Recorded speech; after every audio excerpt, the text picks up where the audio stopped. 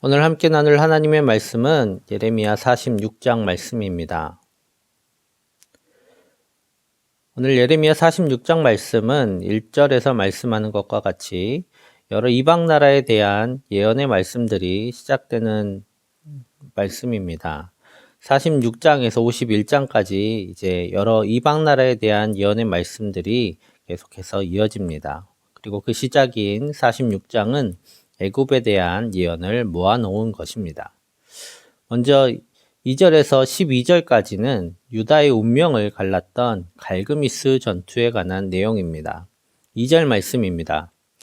애굽에 관한 것이라 곧 유다의 요시야 왕의 아들 여호야김 넷째 해에 유브라데 강가 갈그미스에서 바벨론의 느부갓네살 왕에게 패한 애굽의 왕 바로 느고의 군대에 대한 말씀이라.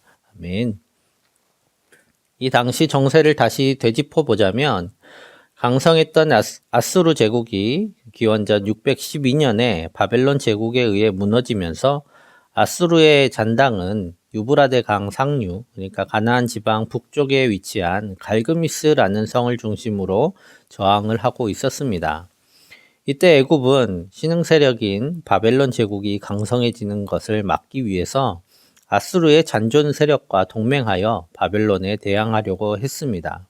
그래서 애굽의 바로 느고는 갈그미스를 향해서 북진을 하게 되는데 이때 아수르의 완전한 멸망을 원했던 요시야 왕이 무깃도에서 북진하는 애굽 군대를 막아서다가 전사하게 됩니다. 이후 일어난 1차 갈그미스 전투에서 애굽과 아수르 군대는 바벨론의 느부갓네살 왕에게 패하였고 애굽의 바로 느고는 회군하면서 죽은 요시야 왕 다음 왕이었던 여호아스 왕을 사로잡아 갑니다. 대신 여호야김을 유다의 왕으로 세우게 되는 것입니다. 자신을 막아섰던 요시야 왕에 대한 분풀이를 더해서 가나안 지역의 애굽의 패권을 확고히 하고자 하였던 것입니다.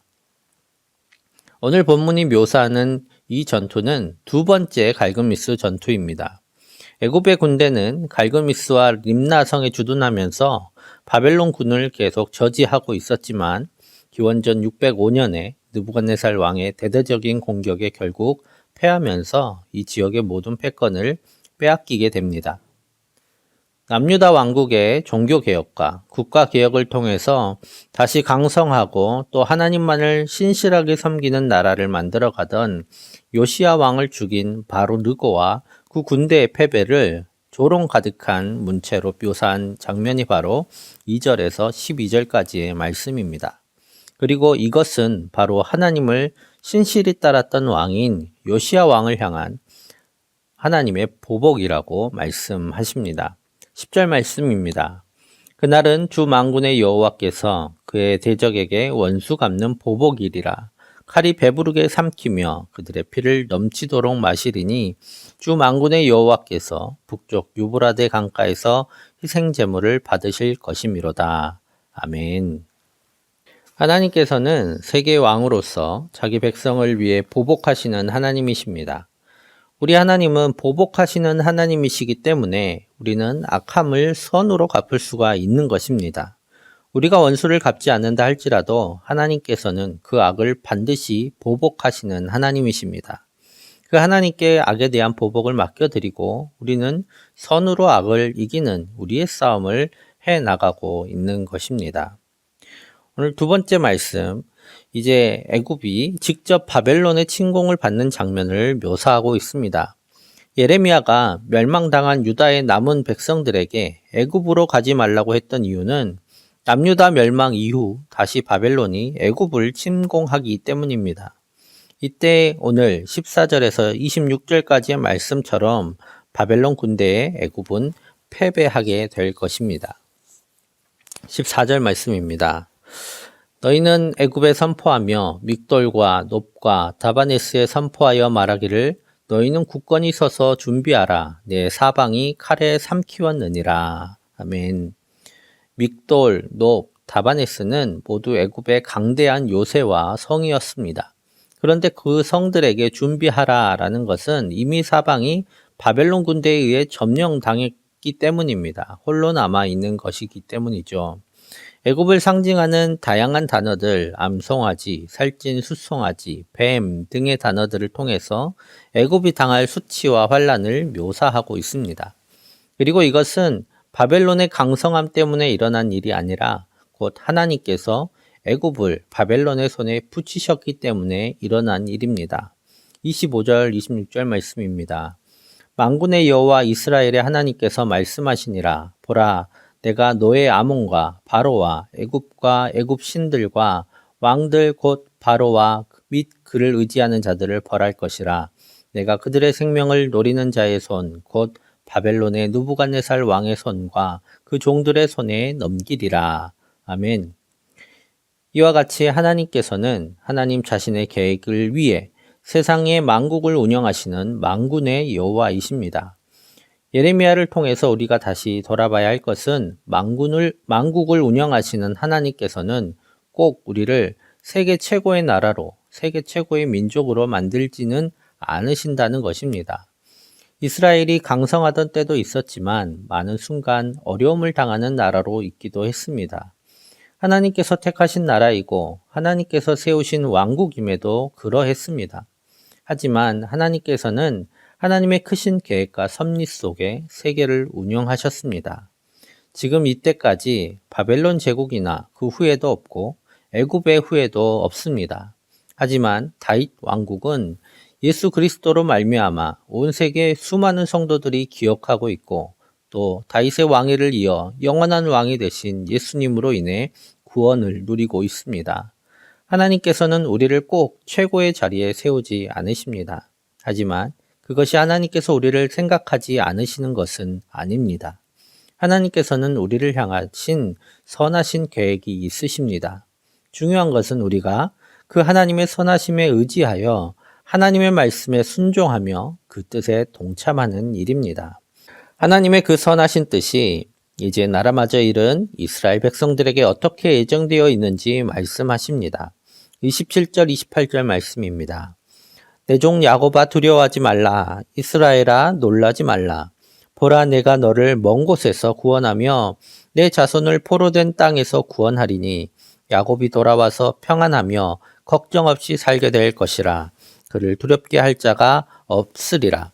여호와의 말씀이니라. 내 종 야곱아 내가 너와 함께 있나니 두려워하지 말라. 내가 너를 흩었던 그 나라들은 다 멸할지라도 너는 사라지지 아니하리라. 내가 너를 법도대로 징계할 것이요 결코 무지한 자로 여기지 아니하리라 하시니라. 아멘. 하나님께서는 때론 애굽을 때론 바벨론을 들어서 세계를 운영하셨지만 그들의 악행마저 용납하신 것은 아닙니다. 하나님의 손에 들렸음에도 불구하고 스스로 교만하여 악하게 행한 모든 나라들은 하나님께서 또한 징계하실 것입니다.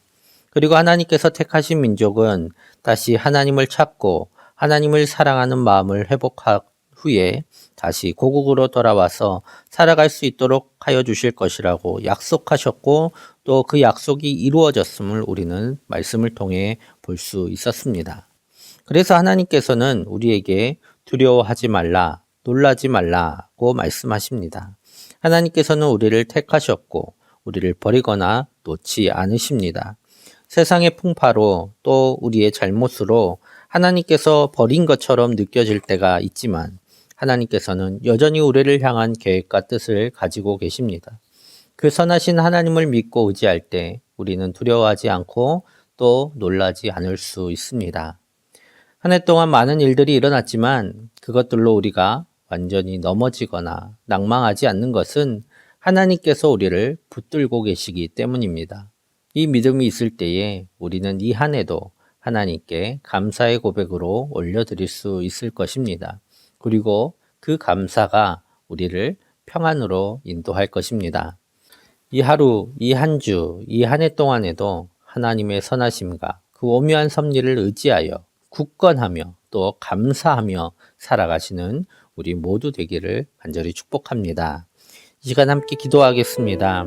하나님께서 우리를 결코 버리지 않으시고 우리를 놓지 않으시며 그 선하신 뜻과 계획 가운데 우리를 인도하고 계심을 기억하면서 두려워하지 않고 놀라지 않으며 살아가는 우리가 되게 해달라고 위해서 기도하여 주시고, 코로나19로 인하여 어려움 당하고 있습니다. 많은 교회들이 예배를 드리지 못할 뿐만 아니라 많은 지체들과 또 많은 이웃들이 이로 인해서 삶의 어려움들을 당하고 있습니다. 이 코로나19가 속히 소멸되기를, 또 백신과 치료제가 속히 개발되고 배포되기를 위해서 기도하여 주시고, 이 어려움 때를 잘 이겨나갈 수 있도록 도와주시기를 위해서 함께 기도드리겠습니다.